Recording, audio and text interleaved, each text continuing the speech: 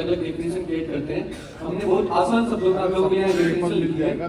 Cross lining का मतलब है कोई भी डायरेक्ट सेलर जो डायरेक्टली या इनडायरेक्टली ऐसे किसी व्यक्ति को अपनी टीम में अप्रोच कर रहा है जो ऑलरेडी किसी और टीम में काम कर रहा है, उसे अपनी टीम में जोड़ने की कोशिश करता है, जोड़ाता हुआ पाया जाता है, तो वो क्रॉस लाइनिंग मानी जाएगी। ये एक अनएथिकल प्रैक्टिस है और कंपनी की पॉलिसी के अनुसार कंप्लीटली मना है। इसके लिए हमने आईडी डीएक्टिवेशन के रूल्स को भी थोड़ा रिवाइज किया है। पहले जो ग्रीन आईडी 4 महीने के गैप के बाद डीएक्टिवेट हो रही थी, उसको टाइम को बढ़ा के हमने अभी 1 साल कर दिया है। कोई भी डायरेक्ट सेलर अपनी ग्रीन आईडी को डीएक्टिवेट करवाना चाहता है तो उसे मिनिमम 1 वर्ष तक बिना चेक के वेट करना होगा।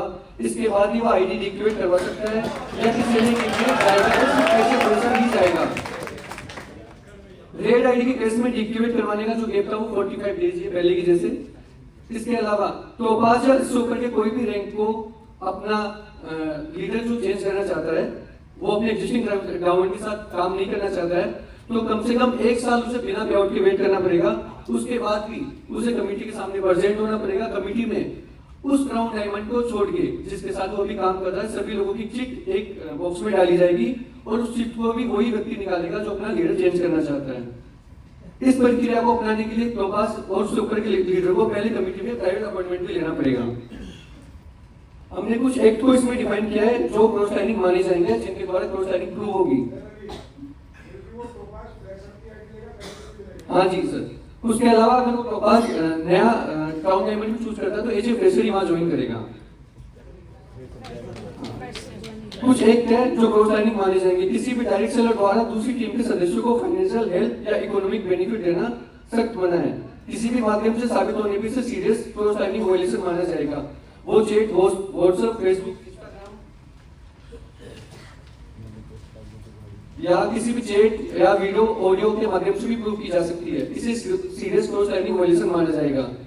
यदि कोई डायरेक्ट सेलर अपनी एग्जिस्टिंग प्लेसमेंट या आईडी को कंपनी के नियमों के अनुसार डीएक्टिवेट किए बिना किसी दूसरी टीम में फ्रेशर या बैलेंस लेके किसी अन्य आईडी पर काम करता पाया जाता है तो इसे भी क्रॉस लाइनिंग माना जाएगा। यह नियम उन मामलों पर भी लागू होगा जहां कोई व्यक्ति फैमिली मेंबर, रिलेटिव या फ्रेंड्स के माध्यम से भी इनडायरेक्टली तरीके से वहां काम करता हुआ पाया जाएगा। यदि कोई व्यक्ति AWS छोड़ के किसी दूसरी कंपनी में चला जाता है और उसे वापस लाने से पहले उस संबंधित क्राउन डायमंड को इन्फॉर्मेशन देनी होगी, पूरी जानकारी उस कमेटी के सामने जो अपनी क्रॉस लाइनिंग के लिए बनाई है। कमेटी इस मामले की पूरी जांच करेगी, अप्रूवल देगी, उसके बाद ही वो बंदा वापस रिज्वाइन करवाया जाएगा। कमेटी की बिना अप्रूवल के अगर वो बंदा एक बार कंपनी छोड़ के गया, वापस आया, तो वो भी क्रॉस लाइनिंग ही माना जाएगा। अगर इन सब क्लोजेस को कोई वायलेट करता है तो इसके अंदर हमने कुछ पेनल्टी प्रोविजन भी रखे हैं। जैसे क्रॉस लाइनिंग आईडी को एक्यूज नेटवर्क से परमानेंटली डिलीट या टर्मिनेट किया जाएगा कमेटी के निर्णय के अनुसार।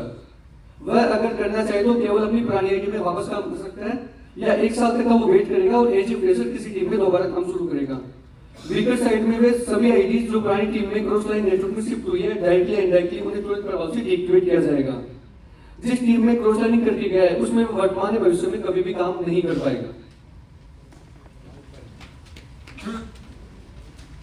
जो भी अपलाइन लीडर क्रॉस लाइनिंग में दोषी पाया जाएगा उसकी आईडी 45 दिनों के लिए होल्ड पर रखी जाएगी और उस दौरान कोई भी पे आउट रिलीज नहीं होगा।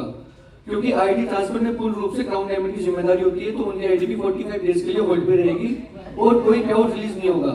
इस दौरान कंपनी की ओर से किसी भी प्रकार का कोई भी कार्य या सपोर्ट उस लीडर को प्रोवाइड नहीं किया जाएगा। दोषी लीडर और उनके क्राउन डायमंड का 45 डेज की अवधि में जो भी हाईएस्ट सेल्स कमीशन होगा वो फाउंडेशन में डोनेट किया जाएगा। कमेटी दोनों पक्षों की बातें सुनने और केस की गंभीरता का मूल्यांकन करने के बाद ये जी उचित समझे तो दोषी अपलाइन लीडर की आईडी टर्मिनेट ऑब्लिक डिलीट करने का फैसला भी दे सकती है। एक्यूज लीडर को अफेक्टेड लीडर के बिजनेस लॉस की भरपाई करनी होगी। जितनी आईडीज का लॉस हुआ है उनके आधार पर बनने वाला सेल्स कमीशन अफेक्टेड लीडर को देना अनिवार्य होगा। यदि दोनों टीम्स को मीटिंग के लिए दिल्ली में कमेटी के सामने उपस्थित होना पड़े तो एक्यूज लीडर विक्टिम लीडर के ट्रैवल और स्टे का पूरा खर्चा भी बेयर करेगा। क्रॉस लाइनिंग की गंभीर पॉलिसी वॉल्यूशन है जो कंपनी के एथिकल सिस्टम और बिजनेस स्ट्रक्चर को प्रभावित करता है। सभी डायरेक्ट सेलर से अपेक्षा है कि वो हमेशा ट्रांसपेरेंट, एथिकल और कंपनी पॉलिसीज के अनुसार कार्य करें। धन्यवाद।